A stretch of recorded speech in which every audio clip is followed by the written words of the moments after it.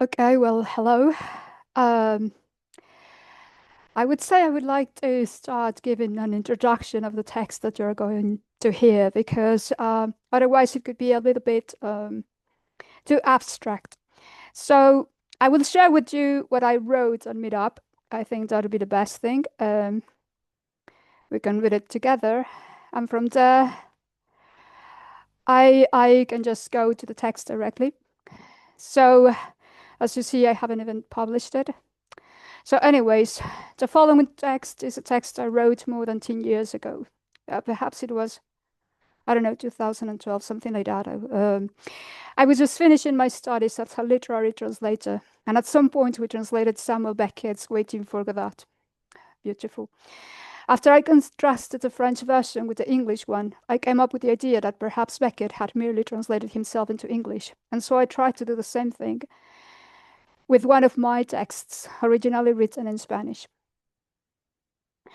Now, this is how I came up with the idea of the text that you're going to hear.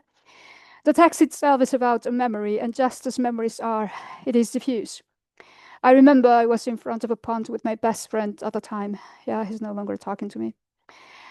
He was a musician, and we were talking about what he was into at the moment. This text sort of depicts the flow of both our thoughts intertwined as waves. It was originally written in Spanish, but when I translated it, it developed layers. That were there, but only became visible as I rewrote it into English. That was really a beautiful experience. In a way, the marriage of both languages allowed me to give account of this moment with an exquisitely full detail, as the meaning and re-expression of my experience got remirrored, and thanks to this, expanded. I called it Experimento. So, well, I hope that you like it. I will now share with you the text.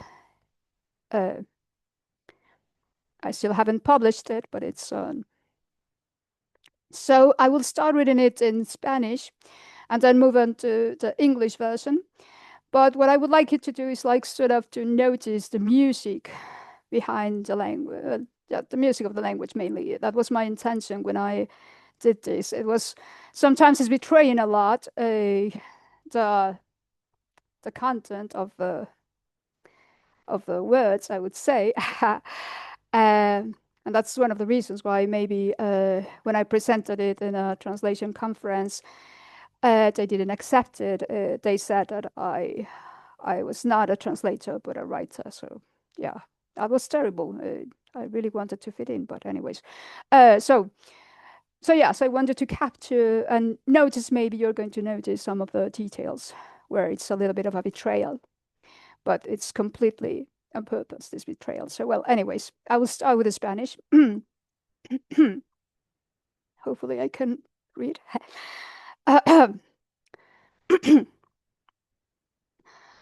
Delira y delira devorándome. Y creo que me acabaré devorando. Virtuosismo. Su pensamiento era lineal. El de él, en cambio, se disparaba en diversas direcciones. Soy o no soy, ¿qué es que sea? ¿Hay un mejor, un peor o solo un diferente? ¿Y si lo válido es lo real? ¿Y si lo válido es lo imaginario? El discurso poético aparece tan sugerente, tan adecuado, tan pertinente. Y el barroco y el regodeo, nudos y nudos para no caer en el sótano, en el vacío del sótano. Y la pregunta por el hacer, y la pregunta del para qué. Forma y contenido, luz respuesta provisional, uno, forma. Jugar y jugar en el imaginario, o haciendo nudos o provocando efectos en el otro. Y desde ahí tú, me alegra, me alegras, me basta todo. Dos, contenido, transcurso recorrido. Que pesa, porque se piensa y se piensa, se arrastra conciencia y se arrastra y se arrastra, pasado y presente tiempo se arrastra. Y es ir tejiendo fractales mientras se camina. Deja ramas abiertas, arborescencias, que son como las gotas de un estanque que se pierden o se encuentran unas con otras, y forman ecos y más reverberaciones.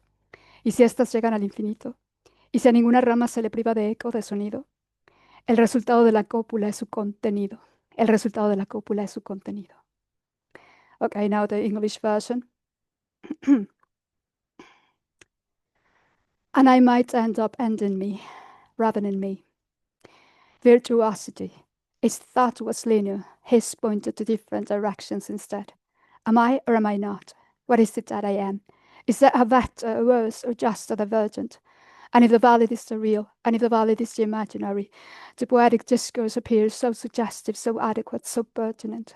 And there were rock and there we going, nuts and nuts to prevent from falling deep into the vault, into the deep vault. And the question of doing, and the question of the why, form and content, right response, provisional. Form, either play and play in the imaginary, or making up nuts or provoking effects in the other. And from there, you amuse me, amuses me. It's at all enough for me. 2. Content, course, trail, that ways, because I say, distract, conscious, distract and distract, past and present, future time, distract.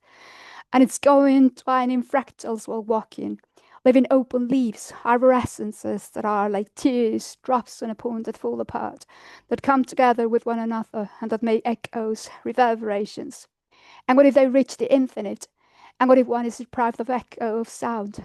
The copulous result is contentment. The copulous result is contentment.